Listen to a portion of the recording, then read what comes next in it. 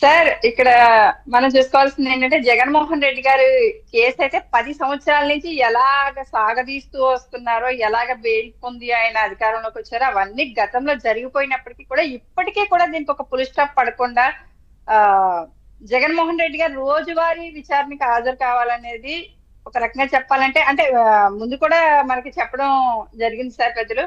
అంటే వాళ్ళ ఛానల్లో ఎలా టెలికాస్ట్ చేస్తున్నారంటే పూర్తిగా రిలీఫ్ పొందేశారు. జగన్మోహన్ రెడ్డి గారు ఏదో కడిగిన ముత్యంలోకి బయటకు వచ్చేసారు అన్నట్టుగా వాళ్ళు ఫోకస్ చేయడం, కానీ గ్రౌండ్ స్థాయి వరకు కూడా అదే ఫేక్ ప్రచారాలు చేస్తూ ఉన్నారు. కానీ ఎప్పుడు కూడా సార్ పేదవాడికి ఒక న్యాయం, ధనవంతుడికి ఒక న్యాయం అనేది మాత్రం కోర్టుల్లో జరుగుతూ ఉంది. నిన్న మనకి ఈయన కూడా సార్ సుప్రీంకోర్టు న్యాయమూర్తి దీపక్ గుప్తా గారు కూడా చెప్పడం జరిగింది సార్, ధనికులకు శక్తివంతులకు మాత్రమే న్యాయం జరుగుతుంది. ఆయన రిటైర్మెంట్ తీసుకుంటూ వీడ్కోలు ప్రసంగంలో ప్రసంగించడం జరిగింది సార్. ఎందుకంటే ధనికుల గురించి అయితే పదే పదే బెయిల్ కోసం కానీ పిటిషన్ లో అనేక మార్లు మా దగ్గరికి రావడం, కానీ ఆ ధనవంతుల్ని అరెస్ట్ చేసేసరికి న్యాయ వ్యవస్థ అల్లాడిపోతూ ఉంది. ధనవంతుల్ని అరెస్ట్ చేసేటప్పటికి న్యాయ వ్యవస్థ అల్లాడిపోతూ ఉంది అని చెప్పడం జరిగింది సార్. దేశంలో ప్రతి పౌరుడు గౌరవాన్ని, జీవించే హక్కుని రక్షించే బాధ్యత కోర్టుల విధని చెప్పడం, మంచి మాటలు చెప్పారు సార్.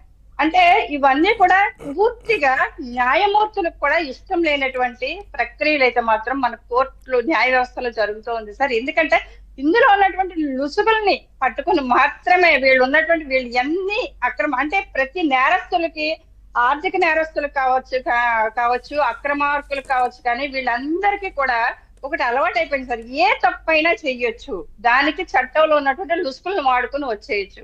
అంటే సామాన్యుడికి ఒక న్యాయం.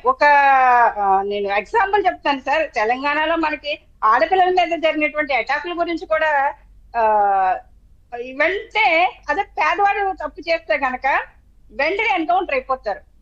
అదే ఒక డబ్బున్నవాడు, ఒక రాజకీయ నాయకుడు కొడుకులో చేస్తే కనుక వాళ్ళు విదేశాల్లో బతుకుతున్నటువంటి పరిస్థితి. అంటే సెలబ్రిటీస్ ని హత్య చేసినా సరే కానీ వాళ్ళు విదేశాలకు వెళ్ళి హ్యాపీగా బతుకుతూ ఉంటారు. అంటే న్యాయ వ్యవస్థలో ఎక్కడికక్కడ మార్పులు రావాల్సిన, చట్టాన్ని సవరించవలసినటువంటి అవసరం కూడా ఉంది సార్. ఇప్పుడు జగన్మోహన్ రెడ్డి గారి మీద 9 ఈడీ కేసులు ఉన్నాయి, 11 సిబిఐ కేసులు ఉన్నాయి సార్. ఇలాంటి వ్యక్తి ప్రజల పరిపాలించడానికి అర్హుడా అని అడిగితే నిజంగా మనం ఏ సమాజంలో బతుకుతున్నామో కూడా పూర్తిగా అర్థం కాని పరిస్థితి సార్. అలాగనే ప్రజలే ఆయనకి అధికారాన్ని ఇవ్వడం జరిగింది, కానీ చట్టాల్లో ఉన్నటువంటి లుసుగుల్ని అన్ని ఉపయోగించుకుని వీళ్ళు ఎంత అక్రమాలన్నా చేస్తున్నారు, ఎంత అన్యాయం అన్నా చేస్తున్నారు, ఎంత దోపిడీ కన్నా వీళ్ళు ఒడిగడుతూ ఉన్నారు. కాబట్టి చట్టాల్లో కూడా చాలా మార్పులు రావాలి. ఒకటండి, ఇప్పుడు ఆ విచారణ త్వరితగతిన జరిగి తీర్పు వస్తే గనక అప్పుడు ఆయన ఖచ్చితంగా ఎన్నికల్లో పోటీ చేయడానికి ఆ రోజు నుంచి 10 సంవత్సరాలు ఎంతో కాలం వరకు అయితే ఖచ్చితంగా అనర్హుడిగా ప్రకటిస్తారు.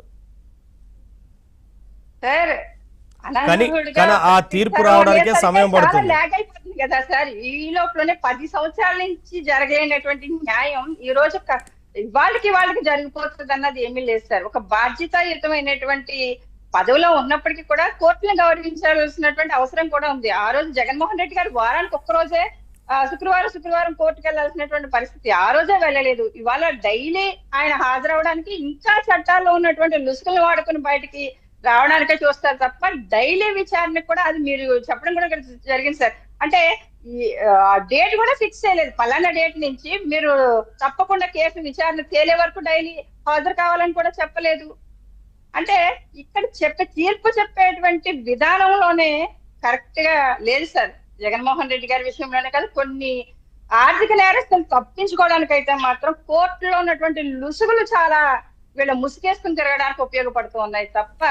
అంటే ఇక్కడ కాదు, సిబిఐ పాత్ర గురించి ఏం చెప్తారు? సిబిఐ వ్యవహరించే తీరును బట్టి ఉంటుంది కదా ఏదైనా సార్. సిబిఐ కేసులు అనేవి, సిబిఐ విచారణ అనేది ఆల్రెడీ జగన్మోహన్ రెడ్డి గారు హయాంలో చూసాం సార్. సిబిఐ అధికారులు కూడా ఏ విధంగా జగన్మోహన్ రెడ్డి గారు కొమ్ము కాసి పనిచేశారు అనేది క్లియర్.